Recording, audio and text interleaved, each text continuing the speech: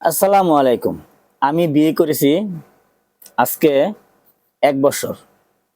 আমি আমার স্ত্রীর কাছে প্রাপ্য সম্মানটুকু পাই না। আমি যদি ফোন করি আমার স্ত্রীকে ২-৩ বার ফোন করলে একবার রিসিভ করে। আর স্বামী ফোন করলে স্ত্রীর কাছে স্ত্রী ফোনটা রিসিভ করে যে সালাম দিতে হয়, আসসালামু আলাইকুম কেমন আছেন? এই কথাটা যে বলতে হয় আমার স্ত্রী সেটাই জানে না। এখন আমার সন্দেহ হয় তার পরিবার তাকে এর শিক্ষা দিছে কি দেয় নাই, না তার পরিবার নিজেই জানে না সালাম কালাম, এটাই আমার সন্দেহ। আমি যদি ফোন করি সে কথা বলতে চায় না।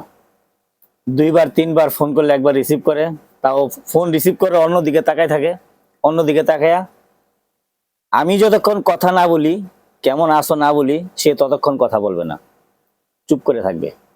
কোনো কথাই বলবে না। মাঝে, মাঝে রাগ করে আমি ফোন কাইটা দেই।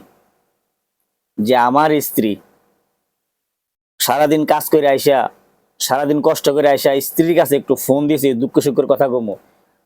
সেই ফোনটাও যদি রিসিভ না করে, আর রিসিভ করেও যদি একটু সম্মান না পাই স্ত্রীর কাছে, তাহলে কিভাবে কথা বলবো? কথা কওয়ার যে একটা মুড, একটা ফিলিংস, সেটাই তো আসে না।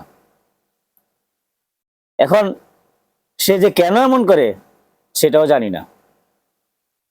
কিন্তু প্রতি মাসে তো তাকে অবশ্যই টাকা দিতে হয়, যেহেতু আমার স্ত্রী, তার চলার জন্য টাকা দিতে হবে, অবশ্যই দেই। কিন্তু আমার স্ত্রীর কাছে আমি স্বামী হিসেবে যে সম্মানটুকু পাওয়ার যোগ্য আমি, সেই সম্মানটুকু পাই না। তো আমার এই ভিডিওটা যদি আমার স্ত্রী দেখে থাকে, তাহলে অবশ্যই আমি তাকে বলবো, ভদ্রতা শিখো, নম্রতা শিখো, স্বামীকে সম্মান করতে শিখো। পৃথিবীর প্রত্যেকটা স্বামী তার স্ত্রীকে ভালোবাসে এবং তার স্ত্রী তার স্বামীকে সম্মান করে, শুধু তুমি ছাড়া। এই কথাগুলো আমার এক বন্ধুর, সৌদি প্রবাসী, সে সেদিন আমাকে ফোন করে কথাগুলো বলল, দোস্ত তুমি তো ব্লগ করো, তুমি আমার এই কথাগুলো তোমার ভিডিওর মাধ্যমে পাবলিশ করে দাও। নাম বলতে ও তো অনিচ্ছুক, নামটা বললাম না। সে সৌদির প্রবাসী। তো এই কাহিনীর মতো কার কার জীবনে ঘটছে অবশ্যই কমেন্টে বলে যাবেন। ভালো লাগলে ভিডিওটা একটা শেয়ার করে দিবেন। আসসালামু আলাইকুম।